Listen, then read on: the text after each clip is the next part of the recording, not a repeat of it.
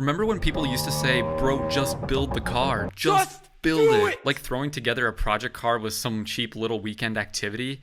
And yeah, it was at one point, because apparently now a turbo kit costs the same as a down payment in a house in 1997. I mean, what happened? Because somewhere along the line, car culture has quietly turned into a luxury hobby, and it wasn't all like that. And I would say the craziest part is most of us didn't even notice it really happening. Back in the day, dudes were building street cars in their garage with junkyard parts, Harbor Freight tools, Facebook Marketplace wheels, and now you need a laptop, 3 credit cards, a tuner, a second tuner because the first tuner doesn't work, and apparently a full sponsorship from your prayers themselves just to make 500 horsepower reliably. And before somebody in the comments goes, oh, just buy used parts aren't even cheap anymore. Facebook Marketplace used to feel like a swap meet where you could kind of get anything you wanted. Now every dude selling a crusty LS pulled from a Silverado with 2,400 miles thinks he's selling like a rare artifact from the Roman Empire. And honestly, this happened at the worst possible time because the car market is so insane right now. People stop buying new cars, so now everybody just wants to build what they already own, and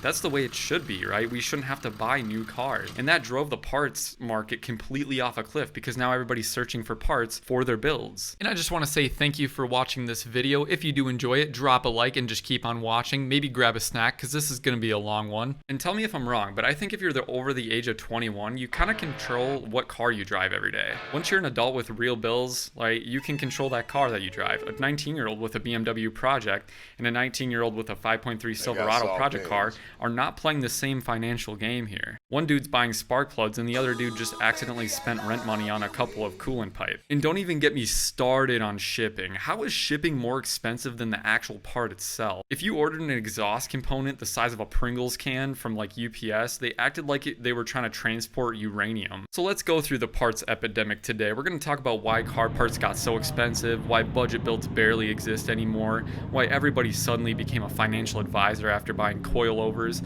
and why modern car culture just somehow became finance the car, finance the wheels, finance the turbo kit, finance your depression through Klarna. This is the car parts epidemic. So there used to be a time where regular people could actually build cool cars. And I'm not even talking about like rich dudes with like slops and sponsors.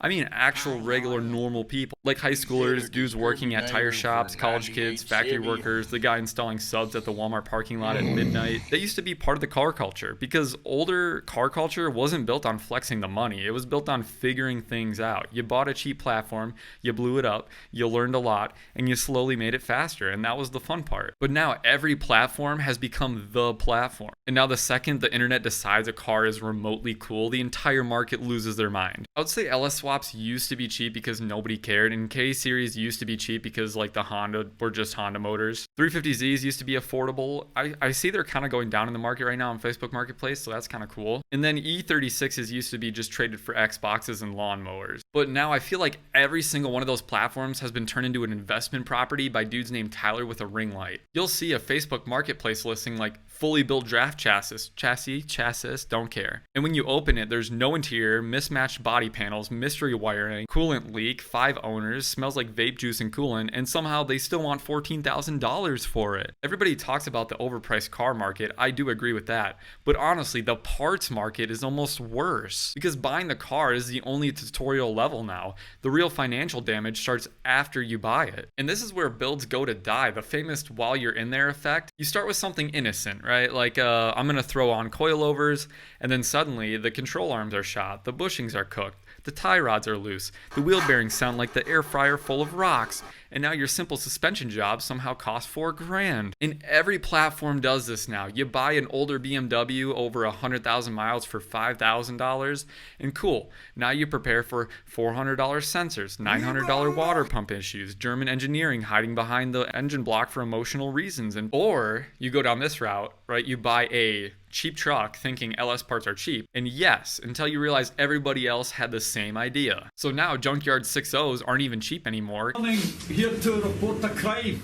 Cam kits exploded in price, turbo kits doubled, and every marketplace seller says, no lowballs, I know what I've got. No, you don't, Jeff. It's a 220,000 mile iron block from a work van. To my next point, modern builds don't feel working class anymore. And honestly, that's the sad part.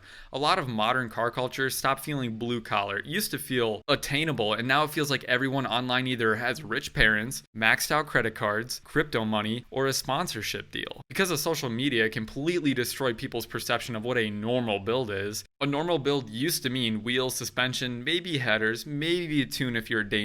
And now people act like a car is stock unless it makes 900 horsepower and shoots flames into orbit. And that mentality completely cooked the market because companies realized something terrifying. Car guys will financially destroy themselves for horsepower numbers. Chapter 2, the hidden cost. Because every modification now comes with a side quest, and every side quest usually costs money. And I know some of you have done this. It's called the might as well curse. You ever notice how a car project stays simple? You start with, yeah, I'm just doing the turbo setup. Cool. Now you instantly need injectors, fuel pump, intercooler, clutch, tuning, tires, gauges, wideband, catch can, upgraded cooling, probably therapy. And then someone online hits you with the deadliest sentence in the car culture.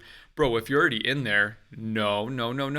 I should not already be in there. The sentence has financially probably ruined more men than sports gambling. They'll say, bro, you're already doing cams, you might as well just be pulling the motor. Bro, you're already upgrading the turbo, you might as well stop. Don't do it. Every mod exposes the next weak link. And the worst part, the second you make more power, the car suddenly reveals every weakness it ever had. You add boost, transmission dies. You upgrade transmission, axles die. You fix the axles, differential starts making sounds.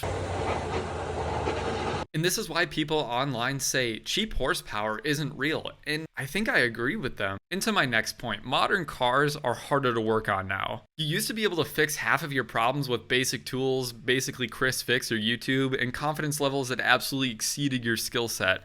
And now you need scan tools, software, coding, modules, subscriptions, firmware updates, and apparently a computer science degree you just had to change a battery. And that changes the car culture because now people are forced to pay shops more often, and more shop labor rates are insane right now. You'll call a performance shop thinking maybe the install will take maybe $500 away, and then the shop hits you with, yeah, labor's going to be around $3,800 before tuning. Before tuning? What are we doing? Performing open heart surgery on the crankshaft? And let me get this straight. Shipping is absolutely cooked, right? Can we please talk about this shipping problem? Shipping prices are generally one of the most disrespectful parts of modern car culture. You finally save up for the part, you add it to the cart, the part is $289. Cool. Shipping is now $174. And somehow it takes 3 weeks anyway. How is it both expensive and slow? Did my intercooler get delivered by horseback? And then there's freight shipping. Oh my goodness. Nothing humbles a man faster than ordering wheels, bumpers, hoods, exhaust, and transmissions and realizing the shipping costs more than your electricity bill. And that's why everybody is financing builds now. And honestly, this is where things get a little dark because people aren't just financing cars anymore.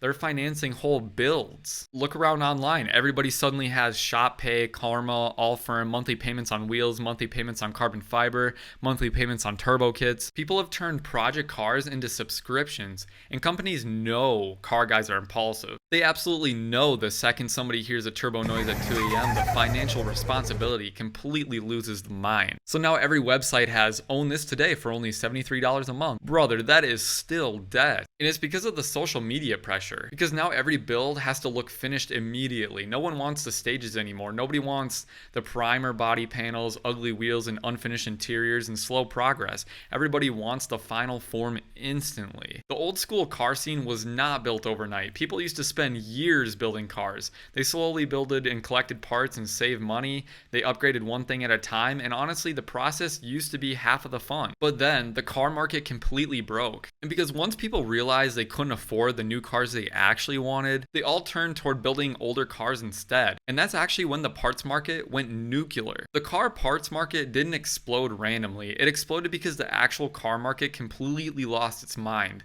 Think about it. New cars became insanely expensive, overcomplicated, loaded with subscriptions, impossible to modify, and somehow still full of plastic. So what did people do? They stopped chasing new cars and they started trying to build the cars that they already had. Then the modern car market pushed people backward. Back in the day, a lot of people modified cars because it was fun. Now, a lot of people modify cars because literally they just can't afford something new. You look at modern prices and suddenly fixing your old project car starts sounding real attractive. And you'll be sitting there like, yeah, the transmission's slipping, the AC doesn't work, the dashboard lights up like a Christmas tree, but then you see a dealership asking $74,000 for a pickup truck with cloth seats, and suddenly your broken project car becomes the love of your life again, because at least your bad financial decision is already paid off. People are keeping cars longer, and which honestly I think is a good thing. We are finally starting to move away from the mindset of trade it every 3 years. People want to keep cars now. They want reliability, longevity, something they can actually own. And that's where the build scene exploded, because instead of spending $800 a month on a new car,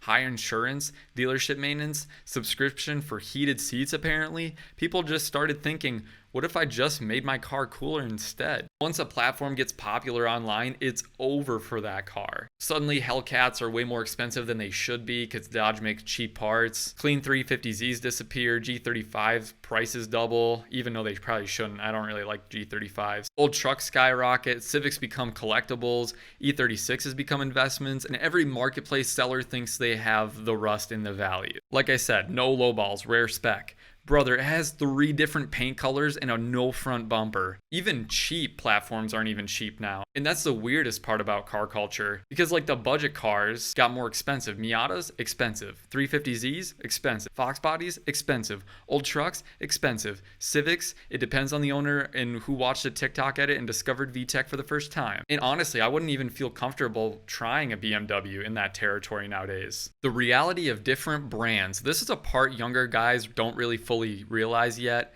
You can somewhat control your future financial plan by choosing what platforms you get into, because not all project cars punish your wallet equally. A dude building a Honda, usually fighting oil leaks, wiring, rust, and an urge to rev it to 9,000 RPM at every stoplight. A dude building an LS truck, he's spending more money, but he'll still have a huge aftermarket. There's millions of those motors, and you can still piece together builds that if you're kind of smart. But a BMW guy, oh brother, that man wakes up with financial jump scares. One coolant leak later and suddenly he's researching German specialty tool, $400 sensors, coding forms from 2009, and whether selling a kidney affects gym performance. And before the BMW guys get mad, you know I'm right. And another point we have to talk about, the class divide in car culture. And honestly, this created a weird divide in car culture because somehow platforms are basically luxury hobbies now. You can feel it online too. There's a huge difference between grassroots builds, influencer builds. One dude is saving for tires, doing installs himself, learning as he goes, and then slowly progressing. And the other dude usually drops, yeah guys, we're doing a full forged motor setup this weekend. This setup costs more than my college tuition right now. Every mod now has to be Instagram worthy, TikTok worthy, YouTube worthy, engagement worthy. And this creates insane pressure because now people feel embarrassed owning stock cars, slow cars, unfinished cars, and older cars. And the influencer builds are not reality. And influencer car culture made expectations a lot worse. You'll watch a 30-second edit of a car and think, dude, I could build something like that. No, you probably can't. And like I've talked about in previous videos, car culture turned into a flex culture. Horsepower stopped being enough and everybody wants more and more and more of it. Everybody now needs the biggest turbo, the rarest wheels, the craziest wrap, the loudest setup, the newest platform. And it's not enough to simply just enjoy your car anymore. It has to be a win the internet type of build. And companies are absolutely loving this. They're taking advantage of it and I don't blame them for it. And honestly, I think people are starting to get tired of it. You can kind of feel the shift happening. People are slowly starting to appreciate simple builds, older cars, OEM setups, clean daily drivers, and cars with personality. And genuinely, I think that's a lot healthier for the hobby in general. I will say some of the coolest cars I've ever seen weren't even that expensive. They weren't the 1,000 horsepower carbon fiber monsters, 6-figure builds, SEMA cars. They were just owned by people who genuinely cared about it. But I genuinely think the best car culture moments happen when nobody's filming. Late night car sessions, random parking lot conversations, breaking something and fixing it at 1 a.m., and finally getting the car running after weeks of problems. This stuff matters way more than internet validation ever will. So yeah, the car parts market is completely cooked. I will agree with that. The car market is cooked too. Shipping is cooked too. Don't even get me started with that. So let me know in the comments what most absurd car price you've seen recently. And what's one platform you think got completely ruined by the market? If you enjoyed this video, drop a like, subscribe for more weekly automotive talks, and we'll see you in the next one on Torque Savvy. Peace.